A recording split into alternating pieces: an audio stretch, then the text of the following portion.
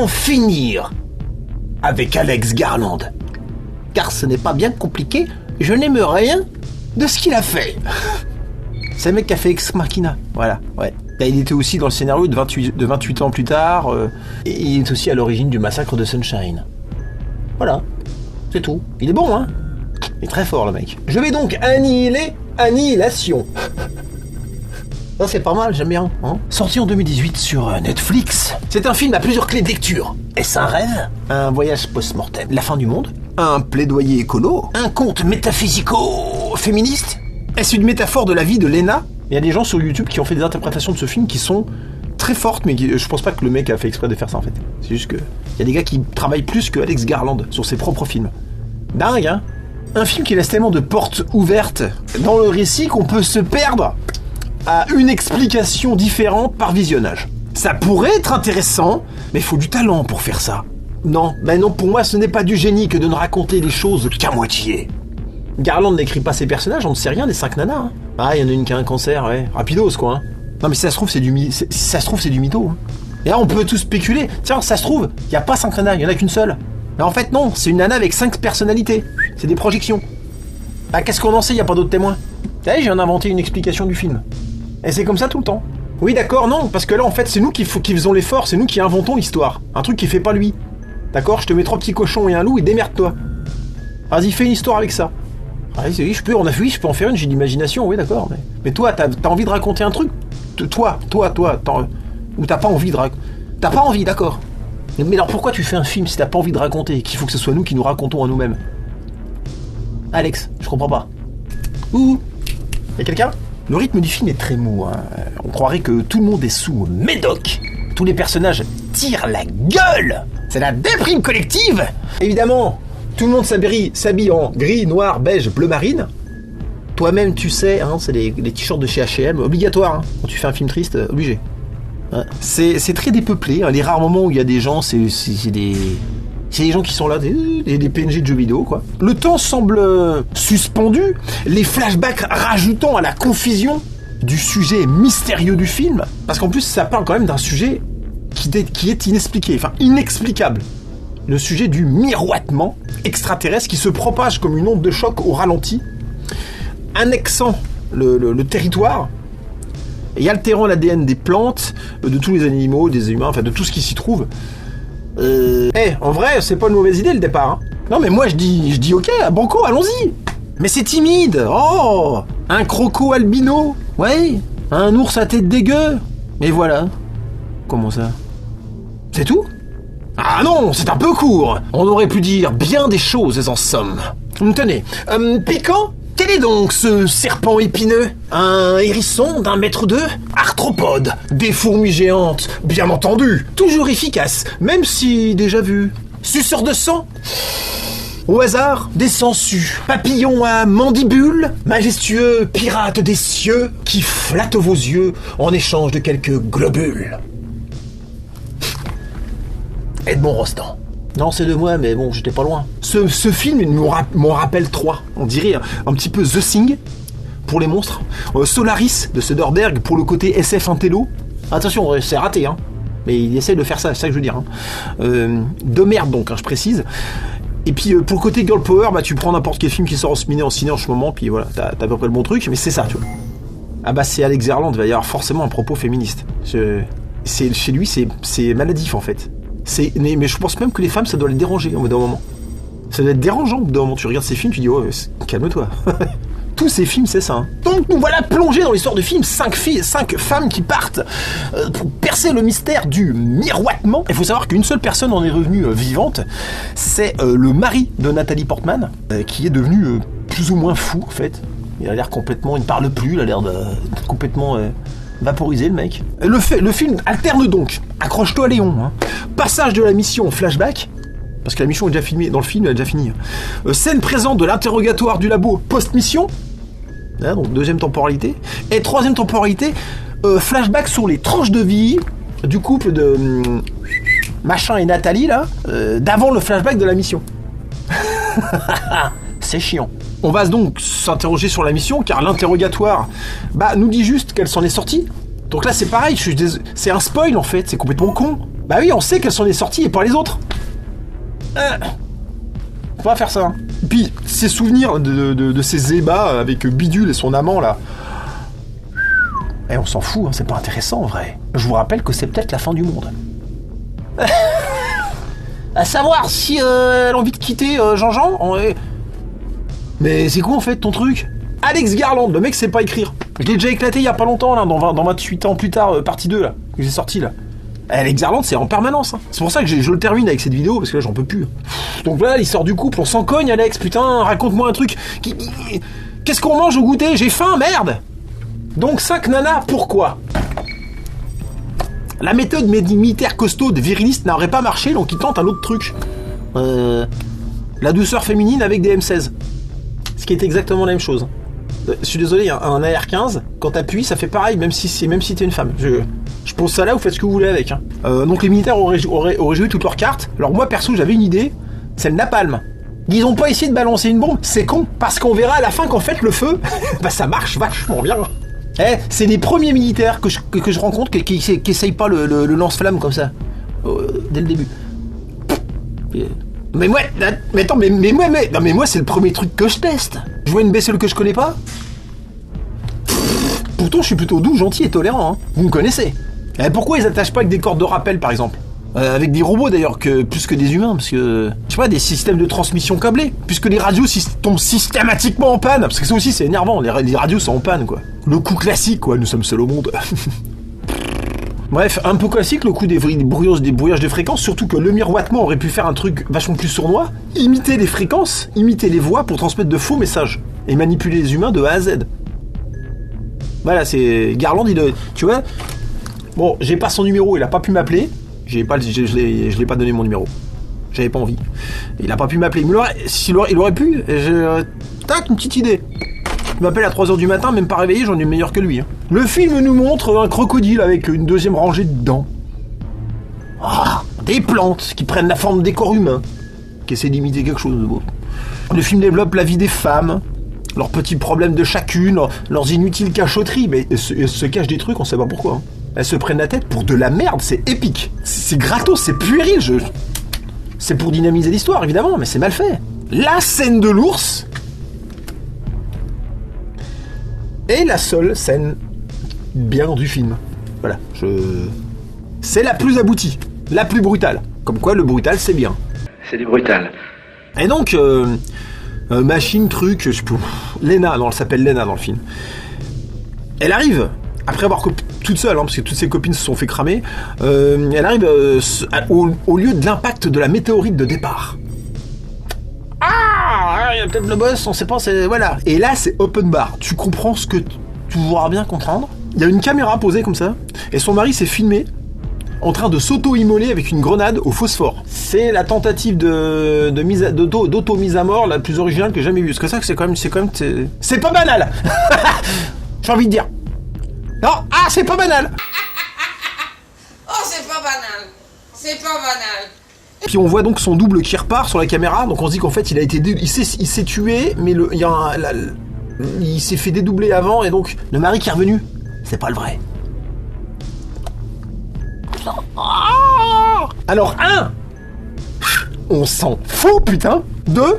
Et donc il est encore plus mou que la version d'avant. On va s'amuser des fins d'après-midi. Hein. Donc elle va dans le trou de l'impact, et elle retrouve Magali. Puis qui raconte de la merde, elle se désintègre en lumière, je dis un peu parce que c'est compliqué, ça fait une espèce de forme d'anus infini qui semble s'auto-chier. Je raconte ce que j'ai vu, c'est vraiment vrai. Je regarde des trucs, ça fait un donut comme ça qui s'auto-chie, j'ai pas compris. Non mais là j'avoue, ça m'a fait réfléchir. Oh putain, la perf du truc. Non mais tu vois l'image du scénario qui s'auto-chie. Tu vois ou pas?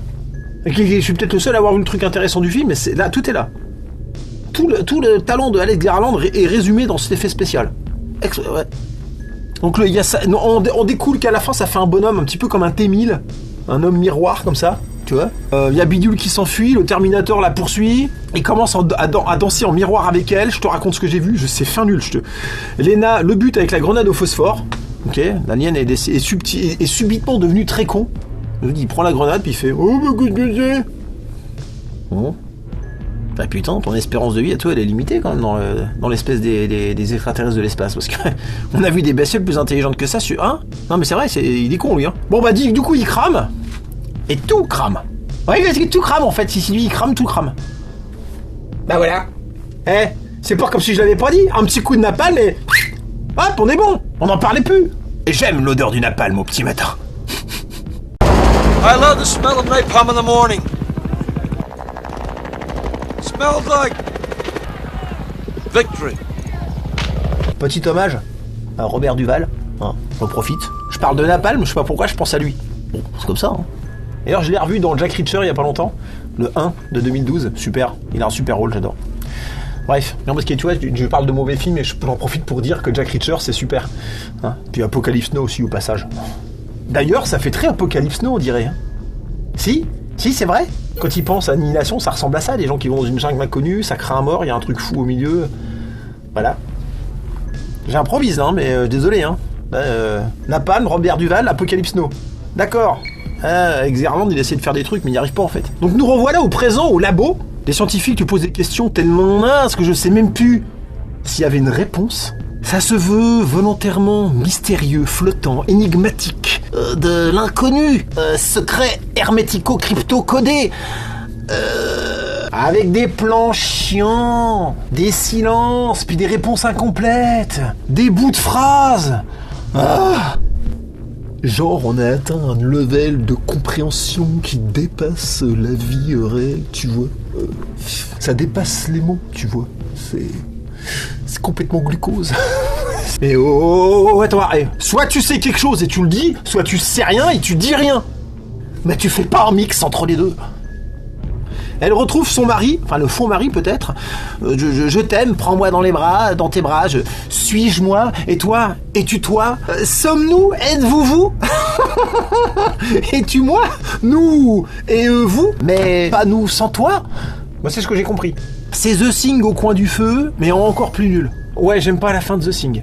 Bah je suis désolé, je ne l'ai jamais aimé. Hein, histoire de lueur dans l'œil, je m'en tape en fait. Non, c'est pas propre, refais John, refais hein.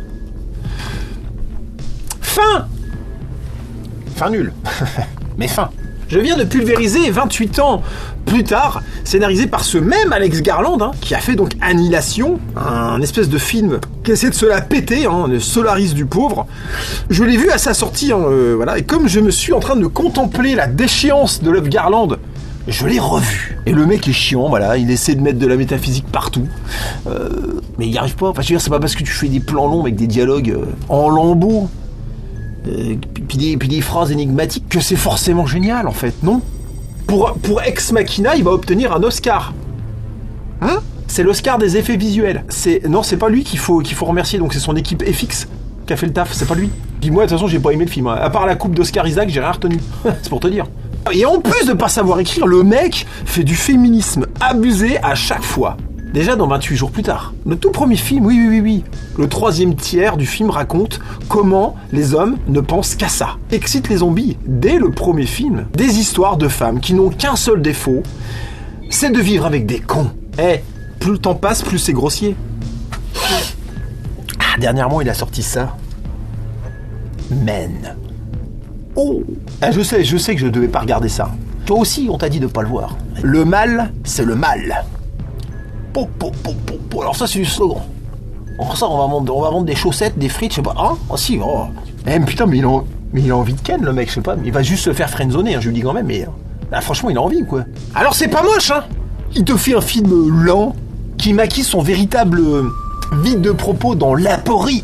T'as un féminisme intellectualisé, tu vois, moi aussi je peux être chiant, hein. Tu vois, c'est facile, hein. D'un couple qui se prend la tête, d'un mari qui lève la main une fois de trop, et de son auto-mise à mort et d'une femme qui culpabilise, ou pas. Bon, déjà, j'ai rien compris, encore une fois. Men, j'ai rien compris. C'est réel ou pas ? Est-ce que c'est peut-être un rêve ? C'est pour ça que je me suis dit, c'est un truc, ça a l'air fantastique, c'est quoi ? Quelle est la morale, l'explication, c'est pas ? Assis-toi dessus, c'est comme Annihilation. Il a gardé les pages du script à la maison, pour lui, quoi. C'est une femme qui s'isole après la mort de son mari à la campagne et qui va rencontrer des hommes par hasard, qui sont tous interprétés, hommes tous différents, mais tous interprétés par le même acteur, qui vont donc interpréter des facettes toxiques de son mari d'origine. Alors, pour brouiller les pistes, Alex Garland a eu l'idée de changer la couleur du rôle. C'est bien vu, c'est bien vu. C'est bien vu. Et qui, dans un dernier acte final body horror plutôt réussi, hein, comme l'ours de Annihilation. Donc il est assez bon dans le body horror, je sais pas qui lui fait ses effixes, mais son équipe est très bonne. Se métamorphose jusqu'à se re-accoucher de lui-même. Faut la voir la scène, c'est vraiment classe, j'aime bien. Il re-accouche du mari qui était mort, qui ressuscite d'une certaine manière, on sait pas trop, et on comprend l'histoire de leur couple, leur querelle, le drame. C'était donc la métaphore de la toxicité masculine, pourquoi pas? Super Alex, ne change rien. Et il n'a d'ailleurs rien changé et transforme tous ses films, et transforme tous les films qu'il touche en tribune politique. Et donc après Nicolas Cage, Tom Hardy, Sean Penn, Orelsan, j'en finis encore une fois avec un autre escroc. Je n'ai rien d'autre à ajouter. Ce mec me gonfle. Et c'était donc pour en finir avec Alex Garland.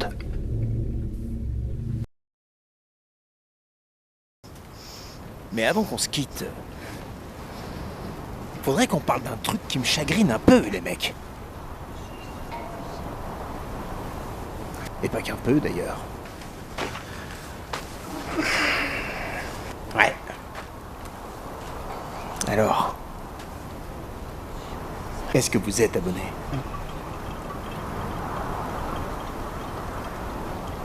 Vous n'êtes pas abonné? Non. Moi, je suis abonné. Depuis le début. Normal. Toi, je sais que tu regardes.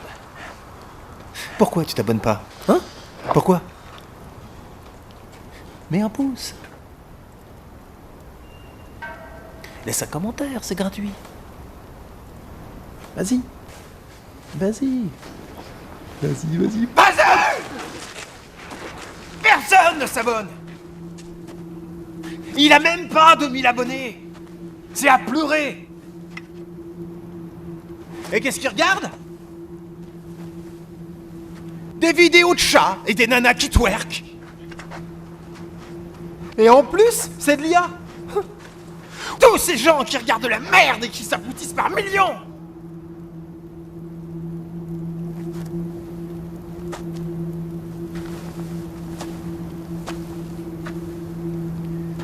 Alors qu'il y a Butch et ses vidéos magnifiques.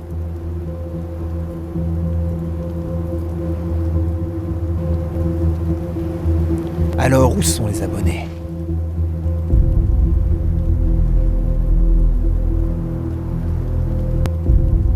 Personne?